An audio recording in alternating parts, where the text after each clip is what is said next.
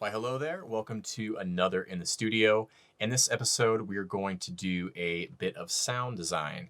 So what I'm going to make is a long atmospheric droning synth, but with some interesting pitch modulation built into it. So you can use the sound either as like just a sustained kind of atmospheric bed, or you can use it as a tool to have it ebb and flow with the music and really play with tension and energy in your arrangements.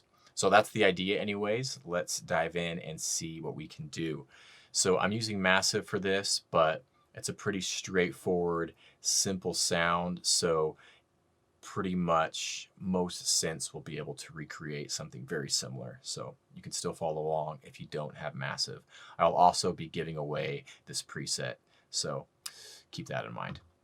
Okay, so let's set up the oscillators first. I have a initialized patch here to work with, so we have a fresh starting point. Okay, so oscillator 1, I'm going to use a sine wave.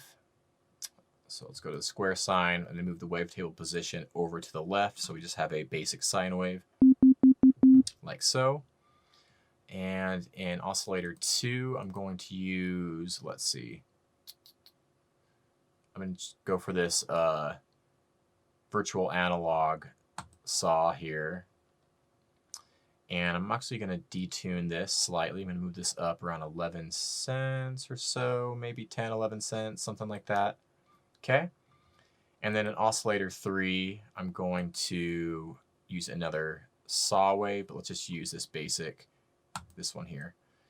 Make sure the wavetable position is over to the right, so we get a saw wave. I'm going to turn this down a little bit for a second.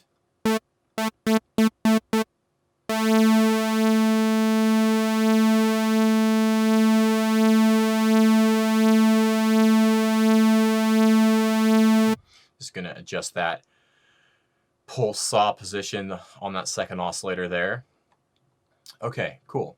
And then on this one, I'm actually going to pitch this down 1 octave and then detune this slightly as well. Okay, so here's how it sounds so far.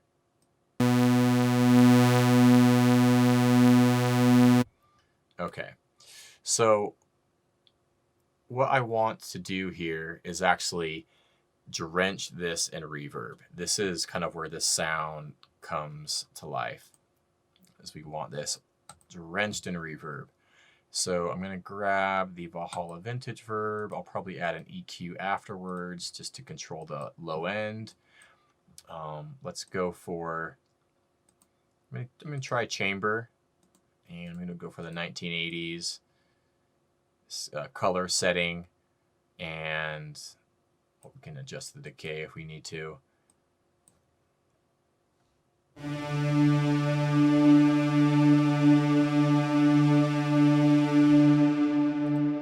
Okay, it's kind of in the ballpark. I'm going to cut some of the lows out.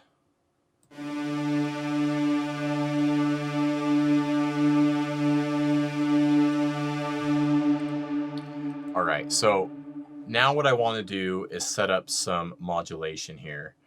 So what we're going to do is use an LFO to modulate all of the oscillator's pitch.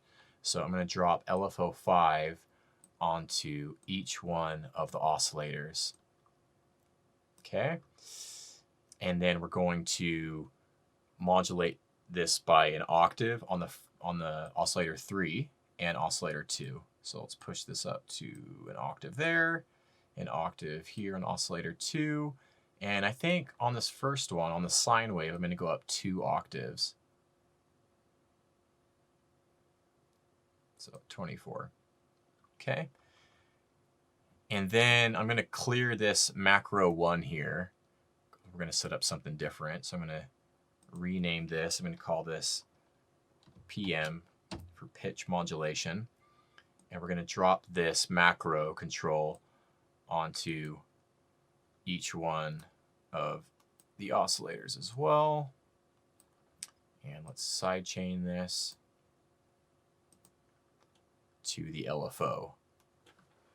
So now we have one knob controlling all of our pitch modulation for each oscillator.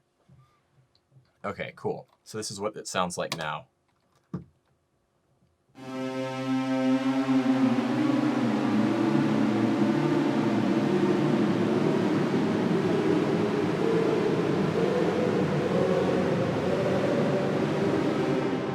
So maybe I'm going to move this rate down on the LFO.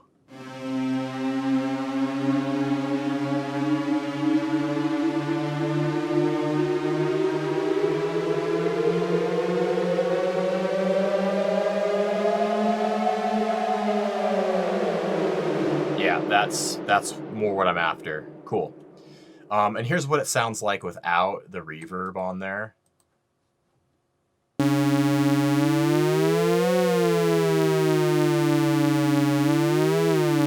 Yeah. So let's engage that reverb again. And then within the synth, let's add a few more little bits here. So let's add a little touch of maybe the dimension expander, just like really subtly, just to give it a little extra maybe width and depth. Move this up a little bit. Okay. And then I might even go for like maybe a phaser or flanger on there too, just to give it a little extra movement. So let's go with the flanger negative. And actually, let's also include this into this, this macro here. So I'm going to drop this onto the dry wet of the flanger, and we'll just mix that in a little bit, you know, as we control the pitch mod. We'll get a little bit of this flanger in there as well. So we'll just mix a little bit of that in, and then push up the rate a little bit. Push up the feedback a little bit, and push the depth all the way up on that.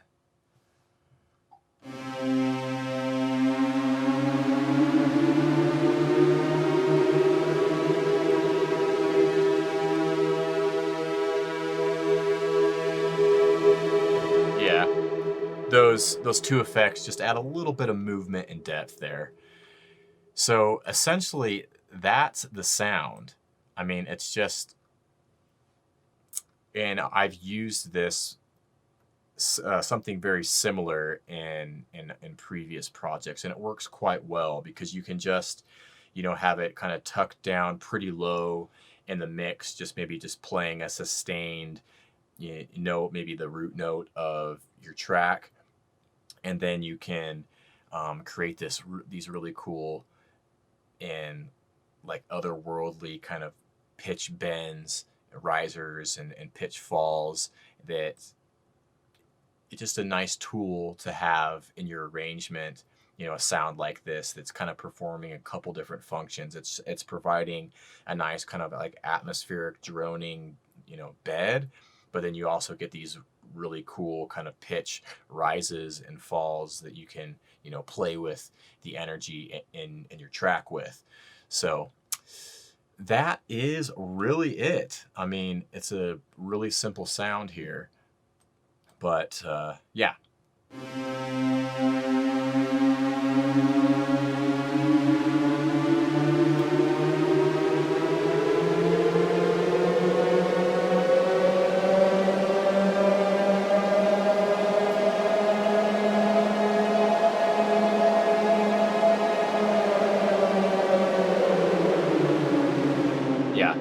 With this type of sound, you can really, you know, push the track along and have these really long, like, pitch rises that just creates that tension.